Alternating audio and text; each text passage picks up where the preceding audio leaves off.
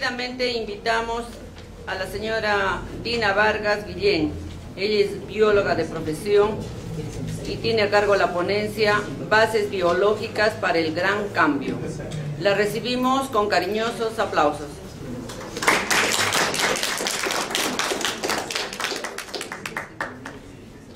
Buenas tardes con todos. Cuando hablamos de la nueva era, de la nueva humanidad, cuando me refiero a la nueva humanidad, todos pensamos en un salto cualitativo de esta gran humanidad. Y cada quien trabaja desde su trinchera, desde su templo, su religión, desde su cosmovisión, para ese gran cambio que todos anhelamos, o creo que la gran mayoría. Sin embargo, todos coincidimos, diferentes religiones, templos, cosmovisiones, todos coincidimos en que debemos erradicar uno de los flagelos más grandes de la humanidad, la violencia, en todas sus manifestaciones, desde la agresión verbal hasta la crueldad. Creo que en eso todos coincidimos. Pero hemos visto que hasta la actualidad las leyes, las cárceles, los castigos no han dado resultado. ¿Por qué? Porque creo que nos ha faltado un componente importante: conocer nuestras bases biológicas. ¿Por qué somos como somos? ¿Por qué somos violentos? ¿Por qué somos crueles? Aparentemente la crueldad creo que es potestad del ser humano. Por lo menos yo no he visto crueldad en los animales. ¿Qué está pasando? ¿Por qué somos como somos? Estas, por ejemplo, estas expresiones son muy comunes en nuestro medio ambiente. Yo me crié en las calles y no tengo por qué cambiar. A mí me maltrataban de niño y hago lo mismo con los demás. Son pretextos para seguir generando violencia. No puedo dejar de ser hombre. Muchas veces en los periódicos he llegado a leer, inclusive en la televisión, cuando han entrevistado a los violadores, a los pedófilos, ¿por qué violó a esta niña? Y esta fue la respuesta: porque la niña se puso a orinar, yo soy hombre, pues, no voy a dejar de ser hombre, pues. ¿Se dan cuenta esa falta de, no sé si diría de neuronas para dar esa respuesta? Es cruel, pero me divierte. Hay gente, yo no entiendo esas personas, pero hay gente que se divierte viendo cómo matan a un toro, cómo lo torturan, lo maltratan y después terminan matándolo. Dicen que es deporte, que es cultura. Yo no entiendo eso. El alcohol es mi refugio y cuando bebo no sé lo que hago. O sea, la culpa tiene el alcohol de que yo sea violento. Esa es otra expresión muy frecuente. Los jóvenes al poder y los ancianos a la tumba. Esa es la expresión moderna de los jóvenes de hoy día.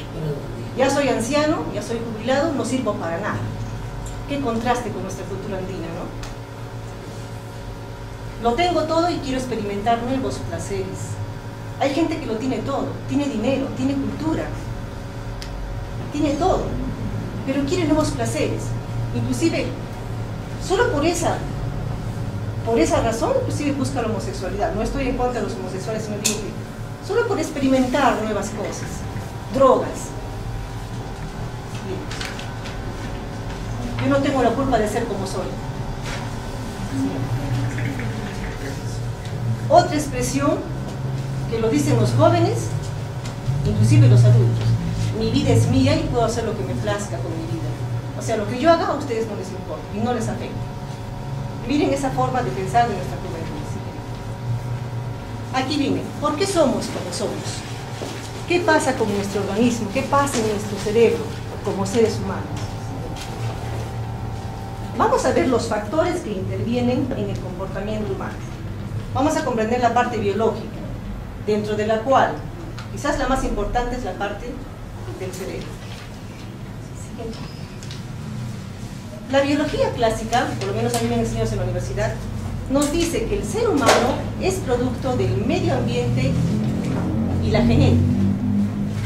O sea, medio ambiente y genética es lo que hace en realidad nuestro comportamiento. En cuanto al medio ambiente, eso sería un tema para una conferencia, porque cada parte del medio ambiente influye influyen de forma diferente, pero sería un tema muy largo, vamos a mencionarlos nada más. La geografía y el clima. Ustedes saben que la geografía del Perú ha modelado el carácter del hombre peruano desde hace muchos siglos. No es igual el temperamento del hombre peruano que el temperamento del hombre europeo, por ejemplo. La forma de pensar, de actuar, de reaccionar. Mucho influye la geografía y el clima. La sociedad, la familia, las normas también que ejercen presión también nos forman como seres humanos y también tienen mucho que ver con nuestro carácter violento. Las creencias, por ejemplo, entre las creencias, una creencia, a mi modo de ver, errónea, respetando las religiones, es creer que el ser humano es el centro de la creación y que somos dueños de la tierra, dueños de la naturaleza, dueños de los animales y podemos hacer lo que nos venga en gana con la naturaleza. Para mí este es un error que deberíamos descartar y ponernos al nivel de lo que la cosmovisión andina nos enseña. Somos hijos de la madre tierra, todos tenemos derechos. La alimentación también influye. Ahora, ¿pueden ser potencialmente agresivos? ¿Quiénes? Pueden ser, digo, no son, pueden ser los que fueron maltratados durante su niñez, los que nacieron de madres maltratadas, los que poseen anomalías cerebrales, lógico, ¿no? Los miedosos, los hambrientos, los alcoholizados y drogadictos son potencialmente, pueden ser potencialmente agresivos, no siempre. El medio, bueno, así. La herencia nos indica de que nosotros llevamos en nuestros genes la violencia, la inclinación inclusive a ser asesinos, drogadictos, eso lo dicen médicos, que está en los genes. O sea, hijos de padres violentos vamos a ser potencialmente violentos. ¿Hasta qué punto? Vamos a ver. La genética es la que se ocupa del estudio de la herencia, ¿ya? Sí. Inclusive, esto es cierto, algunos neurotransmisores que están en mayor o menor desnivel sí influyen en el comportamiento de los seres humanos, ¿no? Sería otro tema muy grande para ponernos a hablar de cada uno de ellos. Solo vamos a mencionar, por ejemplo, la liberación de grandes cantidades de endorfinas provoca que la bebida alcohólica sea más placentera y por lo tanto desinhibe la agresividad. Por eso es que un alcohólico o un hombre que esté bebido más fácilmente se vuelve agresivo si lo provocamos. ¿Por qué? Porque el alcohol está alterando también ciertos neurotransmisores. La deficiencia de serotonina se asocia con la depresión y el suicidio. Tiene relación. La oxitocina disminuye la agresividad. La vasopresina la aumenta. ¿Ya? Entonces, esas son algunas influencias de los neurotransmisores. Sin embargo, la nueva biología, ahora ha habido un salto cualitativo en la biología, nos está enseñando de que no solo somos esclavos de los genes, que nuestros genes no determinan nuestro comportamiento. Tenemos en los genes, podemos tener hasta genes de un criminal, de un ancestro criminal, pero eso no va a determinar nuestro comportamiento. El medio ambiente sí influye en nuestros genes, y hablando de medio ambiente también son mis pensamientos, mis emociones, influyen en mis genes y eso puedo heredarlo.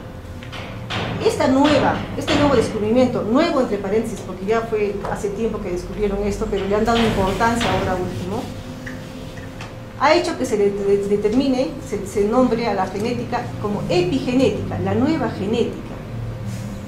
Es decir, que nuestros genes no son inamovibles, que nosotros podemos influir en nuestros genes. Y esto abre muchas puertas para el cambio del comportamiento humano. La epigenética estudia las modificaciones de la expresión de los genes, no la alteración de los genes, sino de la expresión de los genes. Porque nosotros, como decía, que tenemos genes hasta de criminales, de comportamientos agresivos, de enfermedades, un sinfín de enfermedades de nuestros ancestros, pero hay una molécula llamada metilo que silencia los genes. ¿Pero qué despierta esos genes? Nuestros pensamientos, nuestro cerebro, inclusive nuestra voluntad. La depresión, el estrés o una impresión fuerte también puede despertar un gen, por ejemplo, del cáncer. Es decir, cuando el médico les dice, tu mamá tiene cáncer o tu papá tiene cáncer, tú tienes potencialmente 50% de generar un cáncer en tu cuerpo. No siempre. Yo tengo que detonar esa enfermedad, porque está silenciada.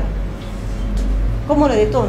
Con la depresión, con una depresión fuerte, con una impresión fuerte, o con el estrés. Por eso es importante mantenerse a nivel y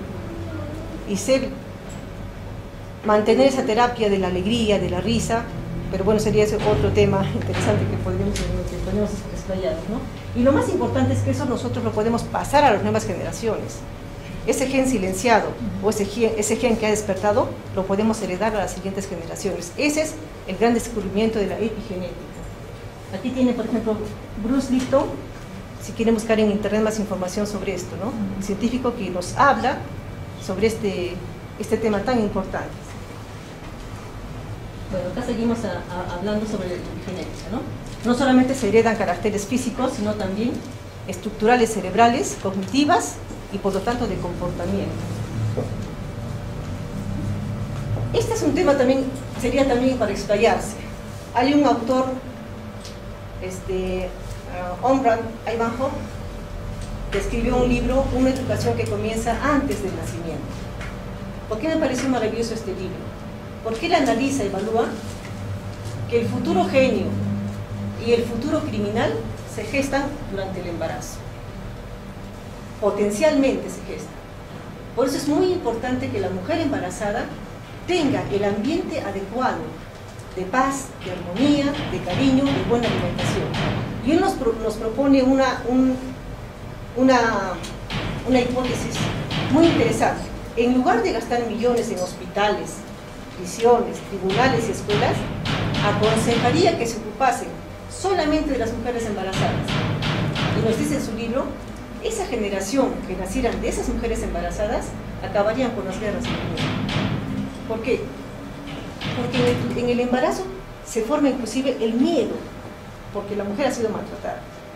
O sea, muchas veces los esposos cometen ese error de maltratar a la mujer y después que nació el niño, por más perdón que le pidan, ese niño ha nacido muy afectado. Se le forma inclusive el carácter o la tendencia hacia la violencia. Bueno, ¿cómo definimos la crueldad? Que es lo que es el tema de hoy. Es la respuesta emocional de indiferencia u obtención de placer en el sufrimiento y el dolor de otros. La acción que innecesariamente causa sufrimiento o dolor. Bien, para empezar a entendernos, voy a plantearles sobre el cerebro triuno. No sé si han escuchado hablar sobre el cerebro triuno. Nosotros tenemos un cerebro, es la única parte el único órgano que se estudia a sí mismo. El cerebro, los científicos han descubierto que tiene 3 partes definidas en función al comportamiento del ser humano. No separadas, ojo. Las tres partes del cerebro funcionan en armonía, o deberían de funcionar en armonía, al mismo tiempo. Pero hay 3 partes definidas en cuanto al comportamiento humano.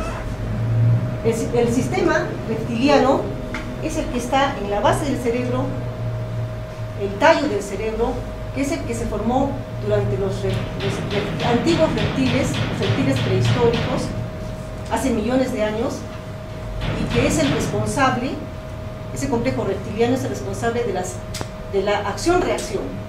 O sea, tú me pegas, yo te pego. Violencia, reproducción, territorialidad.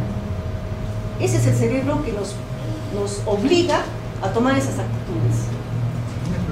Entonces, podría decirse que en esa parte del cerebro el hombre todavía tiene algo de la era terciaria cuaternaria. Exacto.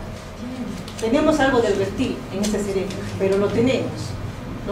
Es decir, mientras ha evolucionado nuestro cerebro, las partes que han evolucionado el cerebro han ido sobreponiéndose encima sin destruir las bases.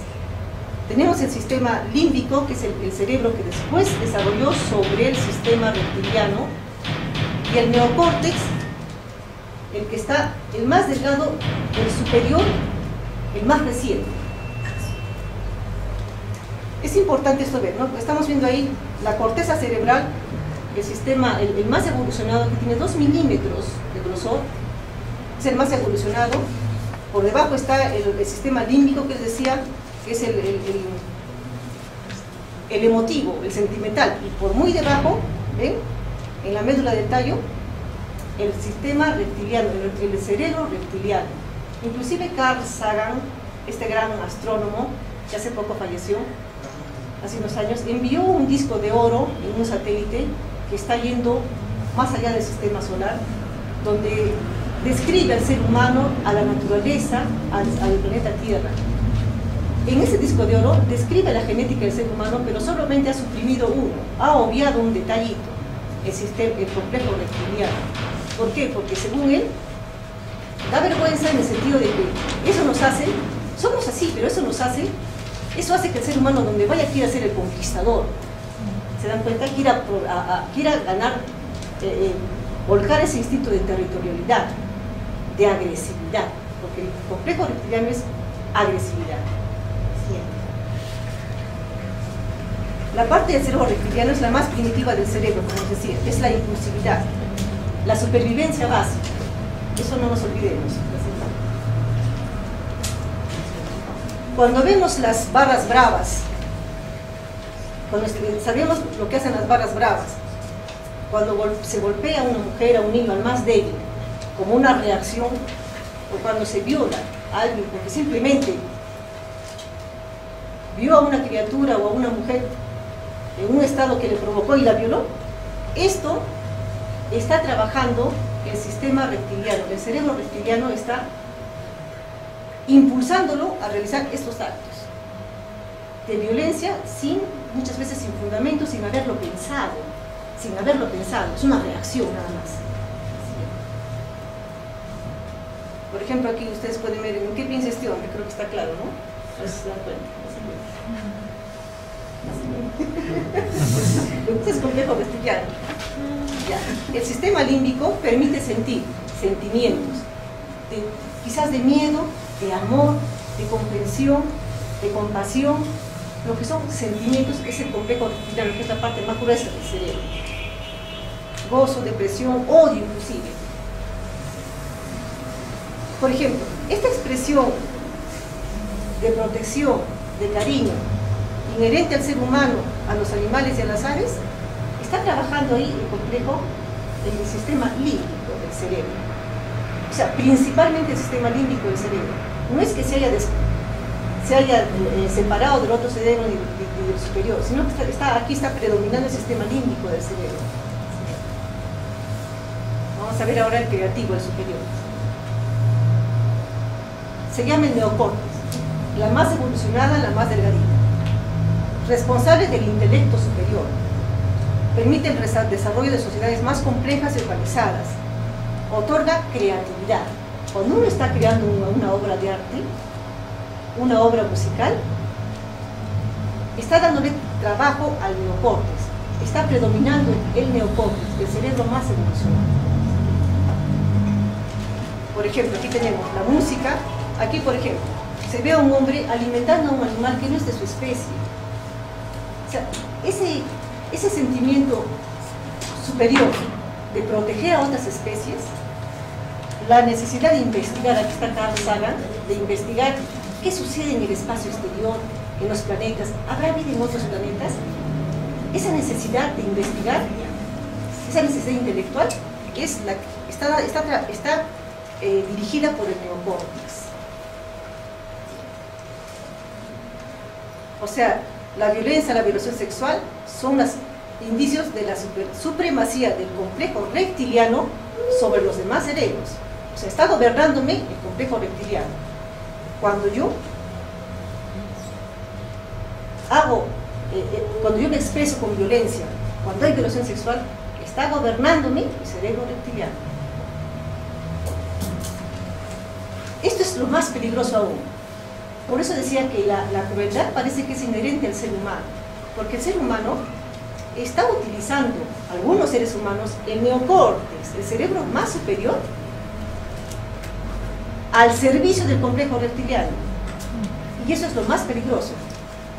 Porque yo empiezo a pensar, a trabajar, a maquinar una venganza, una guerra,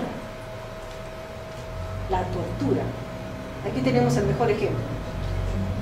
Ese es el peligro del ser humano. ¿Por qué somos potencialmente crueles a veces? Porque tenemos un cerebro superior que utilizamos para satisfacer mi complejo reptiliano. Poder, inclusive sexo. ¿Cómo puedo maquinar un sexo así, así, así? Una violación. La planifico, la maquino. Es decir, ya no es como un animal simplemente que tiene el acto sexual y punto. No, está maquinando una violación o un asesinato. Está trabajando el cerebro superior al servicio del cerebro reptiliano. Eso es el peligro, para mí el mayor potencial peligroso del ser humano. Por ejemplo, las guerras. El crimen premeditado. Cuando dicen es crimen pasional, no hay crimen pasional, el crimen es crimen. La tortura también. Cerebro superior al servicio del complejo reptiliano. La crueldad con los animalitos. Y esta guerra que ya todos conocemos de los nazis contra los judíos. Todo eso es cerebro superior al servicio del complejo reptiliano. Peligro potencial. Ahora, ¿pero qué hacemos? ¿Qué hago yo si tengo el cerebro reptiliano aquí? ¿Qué puedo hacer? ¿Cómo domino? No se trata de dominar, se trata de equilibrar. No podemos escapar a nuestro cerebro reptiliano, pero también tenemos un cerebro superior, y un cerebro capaz de amar. Están unidos, los tres cerebros funcionan al mismo tiempo. ¿Qué nos queda a los seres humanos? Entendernos, conocer nuestra biología y equilibrar. Equilibrar. ¿Por qué digo equilibrar?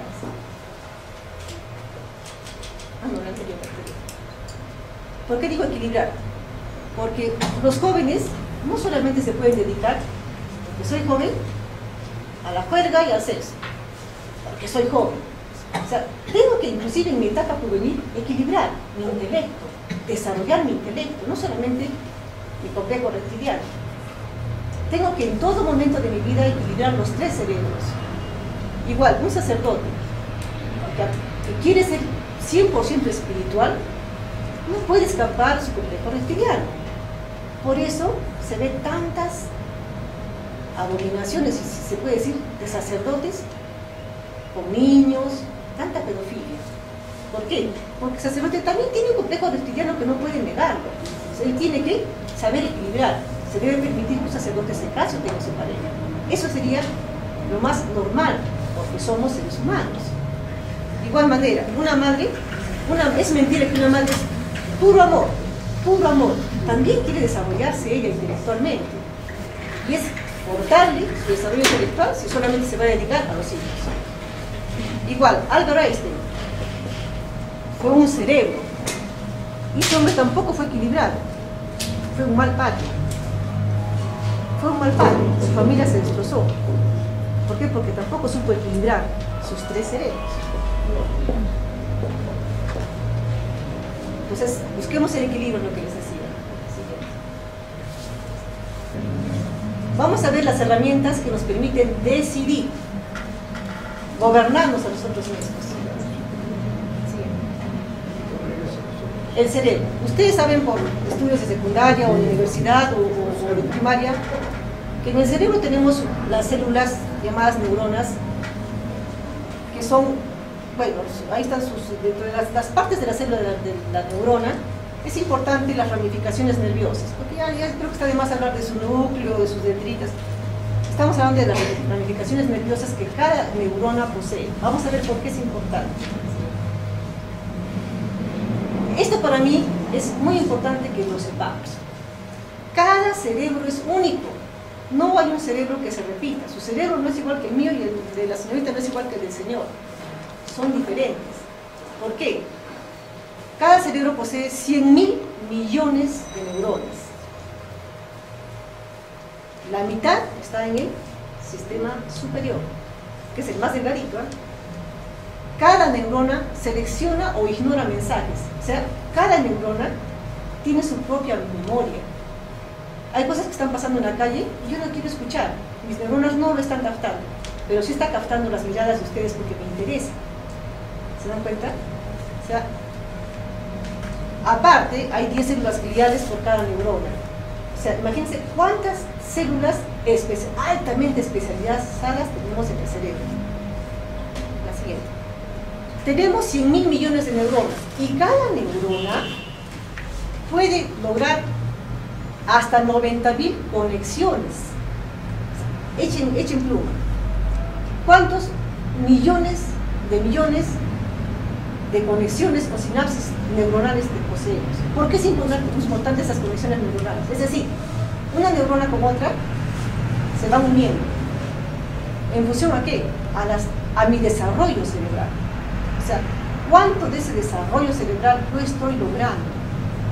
Si tengo tanta capacidad neuronal, o sea, tengo ahí millones de computadoras en mi cerebro, ¿cuánto estoy yo logrando ponerlas a trabajar?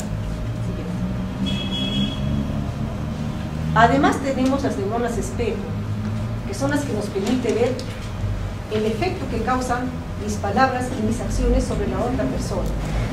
Yo puedo darme cuenta si esta persona le estoy haciendo daño o está contenta con lo que yo le estoy diciendo o haciendo. Tenemos esas neuronas llamadas espejo. Este tema para mí también es muy importante.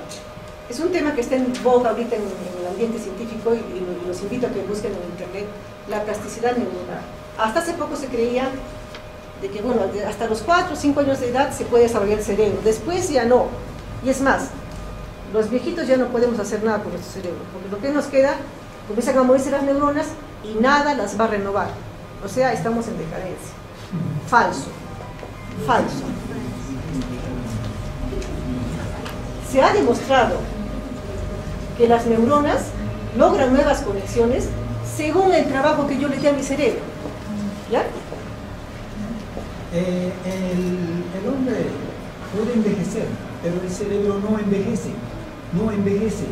El cerebro está vivo. Lo que falta es que muchos ancianos pongan siempre en práctica el movimiento, el pensamiento. Muchos jubilados se jubilan 50, 60 años, dicen, no, ya no hago nada, dicen, están esperando solamente el día para recibir, para el día que les pagan, no sé cuánto les pagan realmente, yo no soy jubilado, no conozco nada de eso, pero yo he visto a muchos ancianos sentados esperando ese día. No, yo les he dicho, escriban, lean, hablen, enseñen a sus nietos.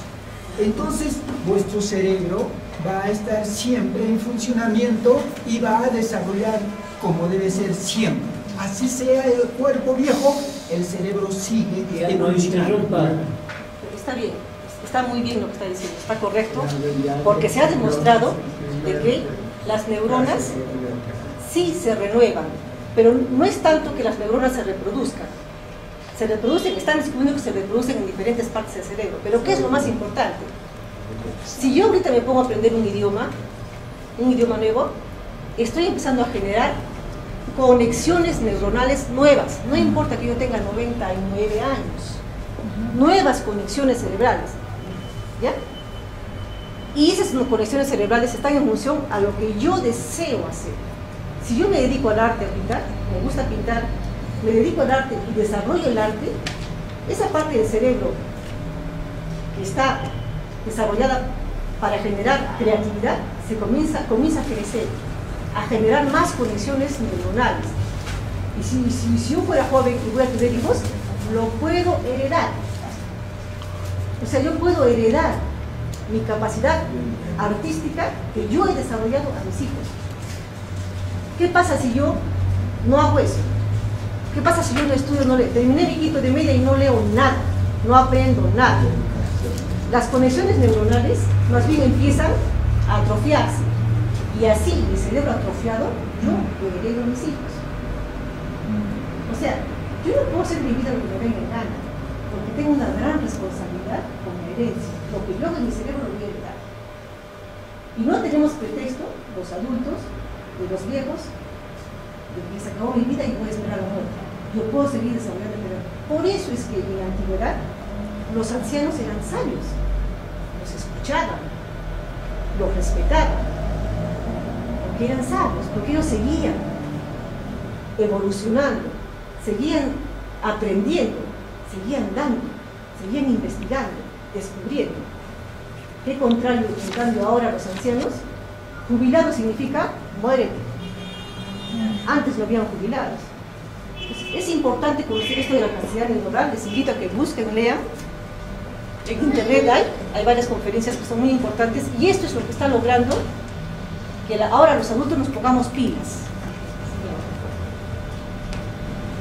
Bueno, ya les dije ya sobre esto, ¿no? Esto también da lugar a nuevas formas de conducta, hablando de la crueldad y de la violencia. Da nuevas formas de conducta que yo puedo adquirir, asumir y lo puedo heredar. Esto también es lo que acabamos de hablar. Esta señora, por ejemplo, es neurobióloga, se graduó creo que a los 90 años, su cerebro estaba como de un joven. Ella demostró que sí se puede. Es decir, inclusive las personas que les puede dar Alzheimer, esto de la plasticidad neuronal va a alejar el inicio del Alzheimer, lo va a alejar, lo va a retardar un montón. Sin embargo, para beneficiarme de ese potencial hace falta otra cosita, otro detallito. ¿Qué creen que es? La voluntad. El poder de decidir, la capacidad de elegir. ¿Y dónde está la voluntad? ¿En qué parte de nuestro cuerpo del cerebro está la voluntad? ¿Alguien sabe? Han hecho varios experimentos, también de eso les hablaría un montón, tratando de ver dónde está la voluntad, porque sí, los científicos dicen que los neurones está en el lóbulo frontal. Si yo manipulo, porque se puede abrir el cerebro, se puede abrir el casco y manipular, tocar el cerebro no duele, y obligarme, me pueden obligar a levantar un brazo, me pueden obligar a traer recuerdos, los neurobiólogos, pero no pueden encontrar dónde se encuentra el centro de la voluntad, porque ese que lo obligaron a levantar el brazo, que han hecho experimentos, han hecho, inclusive en unos videos tocan una parte del cerebro de las neuronas, levanta el brazo, y me preguntan, ¿te das cuenta de lo que estás haciendo? Sí, estoy levantando el brazo. ¿Y quieres levantarlo? Yo no quiero. Ese yo no quiero, el científico decía, ¿dónde está ese yo quiero, no quiero? ¿Dónde está? Yo lo puedo obligar a sentarse, lo puedo obligar a morirse, pero ¿dónde? ¿En qué parte? No han encontrado en qué parte está. Yo me pregunto, ¿dónde está la conciencia? Sinónimo de espíritu. Ese es otro tema. Los seres humanos no solo somos biología, hay algo más, pero sería otro tema para conversar, porque hay mucho que discutir ahí. Pero sí tenemos, inclusive los científicos dicen, exocerebro, dicen al espíritu.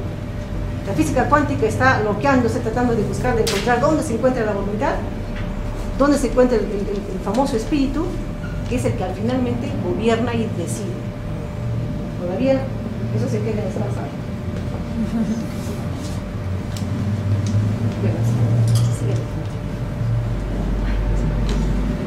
Ahora, el resultado de nuestro comportamiento es diferente cuando hay voluntad y conocimiento que cuando solo se obedece por temor al castigo, ¿o no? ¿Por qué creen que no se logra erradicar la criminalidad y la violencia? Porque por temor al castigo, la gente no va a cambiar. Por temor a la cárcel, la gente no va a cambiar. La gente va a cambiar cuando se conozca a sí misma y sepa qué tal riqueza tiene en su cerebro y en su espíritu. Va a decir, caramba, ¿cómo he desperdiciado mi vida? Soy un potencial. Nadie tiene el cerebro que yo tengo. Yo puedo ser un cerebro diferente, algo superior, algo único. Cuando la gente entienda eso y que puede cambiar y no diga, no, soy pobre, por eso soy violento, es que mi papá me pegó y yo también ahora pego. O sea, ya no hay pretextos. Ya no hay pretextos.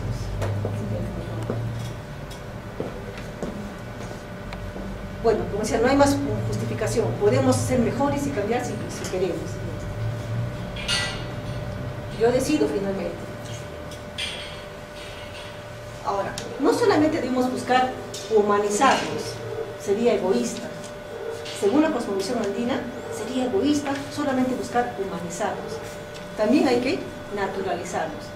Esto, por ejemplo, que les digo, naturalizarnos, para los que han vivido en el mundo quechua, aymara, en el corazón de la cosmovisión andina, está de más. Está de más, porque se sienten conectados a la naturaleza. Pero para los que hemos vivido en un mundo influenciado por el occidentalismo, donde nos han hecho creer que el ser humano es el centro de la creación y todo lo demás está en el servicio, hemos tenido que aprender este término. Tenemos que naturalizarnos, es decir, conectarnos con la naturaleza. Y esto es importante. Al respecto, bueno, tenía otra conferencia que de repente en otra oportunidad les puedo ofrecer. Ahora, por ejemplo, este físico es uno de los científicos, él es un premio Nobel, nos habla de que vivimos en un universo participativo, que eso la cosmovisión andina lo dijo hace mucho tiempo la cultura andina. O sea, todo está concatenado, el ser humano con la tierra, los animales, las plantas, el cosmos. O sea, no somos una partícula diferente al resto, somos fermento de la misma naturaleza que la tierra y que el cosmos. Ahora, ya se sabe, también es un tema aparte muy lindo, hay muchos experimentos que han hecho físicos, científicos, donde demuestra que las emociones humanas tienen la habilidad de cambiar nuestro ADN. Hay unos experimentos que, bueno, lo tengo preparado en otra conferencia, donde demuestra que nuestras emociones cambian la expresión del ADN y que nuestro ADN puede cambiar el entorno, los mensajes ocultos del agua. Van a encontrar inclusive que hay ataques por internet contra este científico de algunas religiones, pero en realidad otros lo han demostrado efectivamente que el agua tiene memorias. La tierra es más agua, tiene memoria. Por algo nuestros antepasados iban a las cochas, iban a las nacientes de los ríos, a los nevados, a dialogar con el agua. Porque el agua percibe nuestra vibración y modifica sus cristales según lo que recepciona de nosotros. Una preguntita. Y en este potencial del agua, siempre se mantiene purificado, porque los antiguos peruanos buscaban sitios para chancar el agua, o sea, golpear, agua golpeada. ¿Qué podría tomar ese riesgo? Mire, en cuanto hemos visto en Cusco y en varios sitios, que el agua siempre le han hecho caída para que golpee. Al golpear el agua, visto lo que percibieron nuestros antepasados, y les sigo dando explicación, al golpear el agua se pulveriza. Esas microgotas están generando iones negativos. No digo iones malos, no, se llaman iones negativos. Para que comprendamos mejor, en la naturaleza hay 4 iones negativos por 1 positivo. ¿Qué significa esto?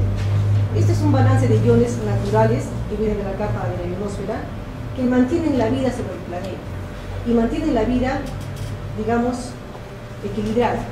Los seres humanos, cuando vivimos en el campo, por algo buscamos el mar cuando golpea las olas, nos da tranquilidad. Buscamos una catarata donde golpea el agua, nos da tranquilidad. No solo da tranquilidad, se ha demostrado que los iones negativos nos hacen recobrar la salud. Al estrés lo echan a un lado, nos recuperan de la depresión. ¿Por qué? Porque trabajan a nivel iónico nuestro organismo. Pero ¿qué pasa en esta ciudad? Con los artefactos eléctricos.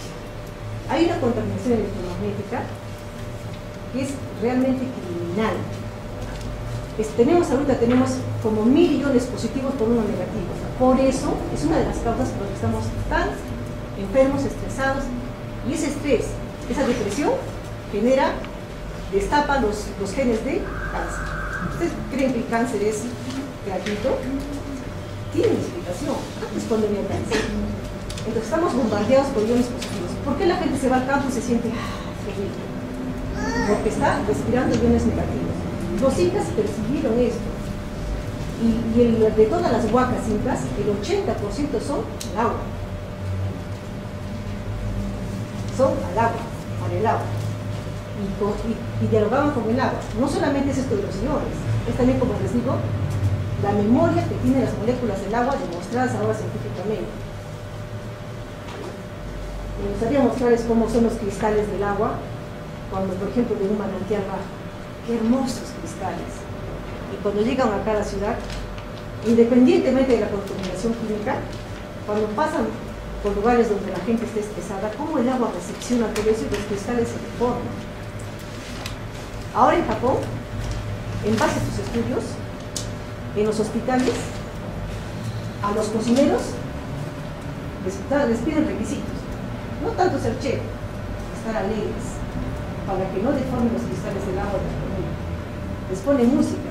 Si es posible, cocinen bailando, cocinen cantando. ¿Por qué? Porque esa comida va a curar. Si yo estoy cocinando, por ejemplo, estoy acordándome que mi esposo, qué sé yo, se fue con la otra y me abandonó, y estoy cocinando esta relación, ese alimento que voy a dar a mis hijos, los voy a envenenar, los voy a enfermar. Yo puedo curar y puedo enfermar con lo que yo cocino, porque la mayoría es agua, o sea, el mayor porcentaje de los alimentos es agua. Y yo estoy contaminándola con mi vibración, demostrado científicamente. En Japón hay toda una corriente que si vas a un restaurante cocinan por el. Igual cuando siembras. ¿Por qué creen que para los incas, los antepasados, la siembra, el trabajo, era cantando, bailando, música? ¿Por qué creen? Ellos percibieron esto. En cambio ahora nos trajeron el trabajo remunerado. Trabajo significa viene de traba. O sea, se dan cuenta, el trabajo es un castigo, inclusive un castigo divino, está en la Biblia. Pero para los antepasados no era ningún castigo divino, era motivo de alegría. ¿Se dan cuenta qué diferencia de mentalidad? Perdón, sí. Ya, entonces les invito a que vean sobre Gregg Braden, que habla sobre esto de del campo del holograma cuántico que cubre la Tierra, el siguiente, que le llaman mente de la naturaleza, es otro tema importante. Siguiente. Entonces, para finalizar, nuestra vida, actos y pensamientos no solo nos involucran a nosotros mismos, sino que afectan a los demás y al propio planeta. Son muchos los modelos de agresión contra la madre tierra, eso ya lo sabemos. Es urgente recuperar el diálogo y amor hacia la naturaleza, no solo pensando en nuestro bienestar futuro, no solo en nosotros, sino recuperando el verdadero respeto que la tierra merece, porque la tierra escucha, es un organismo vivo. Ya hay científicos que han comprobado que la tierra es un organismo vivo, un ente vivo, y le han puesto el nombre Gaia, que para nosotros es Pachamama. O sea, la tierra escucha, siente, percibe, y tiene la capacidad de autorregenerarse si es que le damos la oportunidad. Se puede trabajar y cooperar en revertir el deterioro del planeta a través de nuestra propia habitación. El cambio climático. Nosotros, no solamente como dice Norteamérica y China, hay que adaptarnos al cambio climático. Podemos mitigar el cambio climático. ¿Cómo? Con nuestra propia vibración, con nuestras ceremonias en la Tierra. Sí tiene efecto sobre la Tierra. Mediante la recuperación de la conciencia comunitaria, superior, medioambiental y cósmica. O sea, nosotros podemos revertir ese cambio climático también con nuestra propia mente y corazón. Eso es todo por ahora. Gracias.